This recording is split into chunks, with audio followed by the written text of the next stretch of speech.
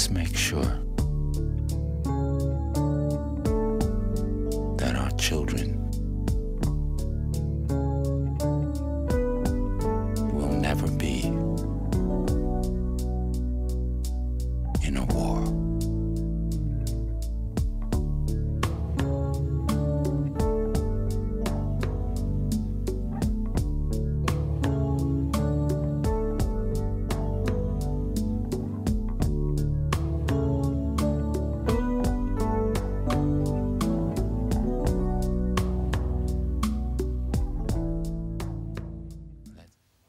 I train my therapists. I want them to give the best to the person they're working with, but I don't want them to treat them as a case, as somebody that you just write off as, okay, now the job is done. That's pretty cold, you know. It's like, yeah, I expect that eventually, if it's possible, that they become friends. Friendship is the goal of the thing. Throw away the therapist label, throw away the patient label. You got two human beings, you know? And that's what I see as the goal of therapy, you know, where the therapist, okay, and the patient says, okay, let's be friends. And that's fulfillment of therapy. That's where the love factor comes in, you know? Where love is what I believe is the end result of everything. A world without therapy would be great, and it has to be love, huh? Mm-hmm. Love replaces therapy? That would be nice. How would you define Veeresh therapy as it was then before you met Osho? Well, I think the best way to describe it is no nonsense, no bullshit, straight talk, shit or get off the pot approach from Phoenix House with this whole other world of, I guess I call it compassion, of seeing people and trying to take them very at their pace into high levels. That's the 5 years of working with people. I started to see that they're common denominators.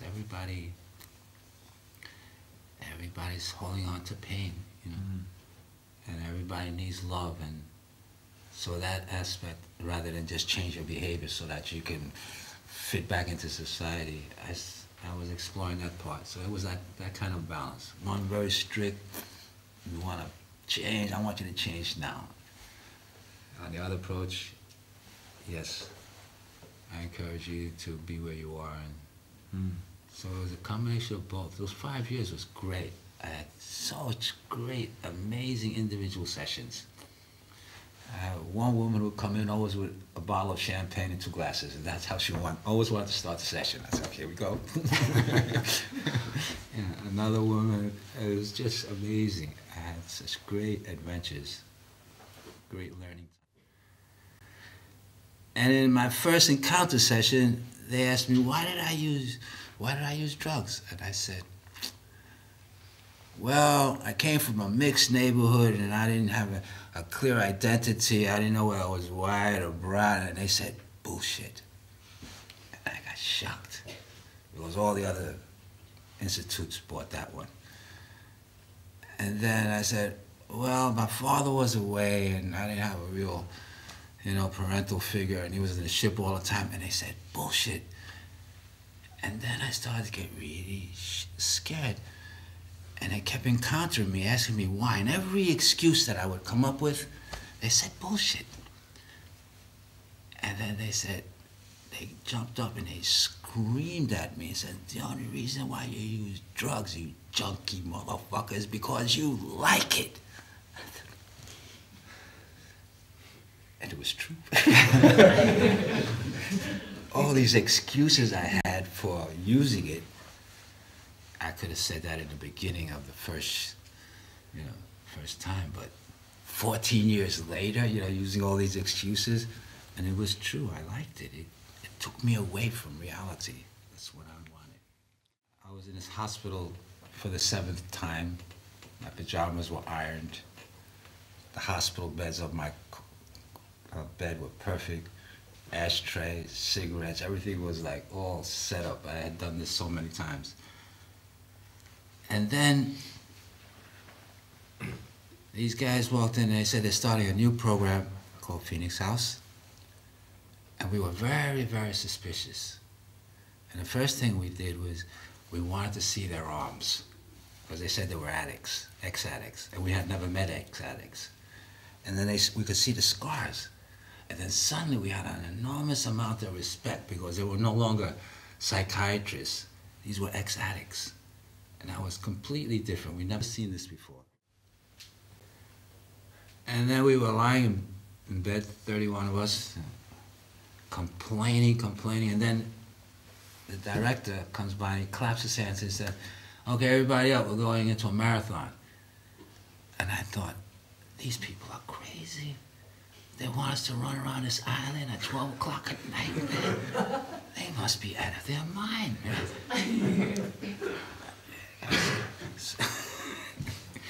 And we go into a room with mattresses, peanut butter and jelly sandwiches, and coffee.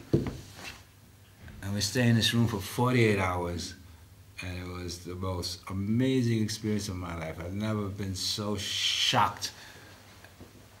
In this marathon, they went through every single person to investigate who they are and what they've done in their life, and the horrible things that were coming out of what people had done, and all the guilt and pain. And I was so amazed by this whole thing. I ended up in a corner with a blanket just shaking, you know? I never saw anything like this. People crying, people that I had known. And then, at the end of the marathon, I thought, I gotta get out of here. And I was sneaking around the back while everybody was crying and hugging, feeling terrible because I hadn't done anything. I was just scared all the time. And then my director, Victor, he saw me sneaking out, and then he grabbed me. He knew, he just left me there for the whole marathon. He figured this would work. And then he gave me this Italian, "Hey, if you stay, I'll give you everything I know." And I looked at Victor and I just fell apart and I cried and he hugged me. That's how I joined the program then. But it was quite a powerful experience from the hospital there. One powerful encounter I had, I was in this group and they challenged me and I wanted to leave. They wanted me to shave my mustache. And I felt if I shaved my mustache, my balls would fall off or something, you know. Not my mustache. And man, what ended up happening, I was sitting there, I was ready to leave, and this guy from Synanon sits next to me and he says to me in real clear words, he says, "You know what's right and you know what's wrong, you know. He said, you can go back to the streets and do the same cycle again, or you can change it now." And he said, "Besides, your brothers over there would miss you if you left." And then I just fell apart. I shaved my mustache. I gave him my mustache. This was quite an approach, you know. Not giving up. I learned that in Phoenix House. They showed me, I was so touched how they cared. And the way they cared, it was not the usual way they cared.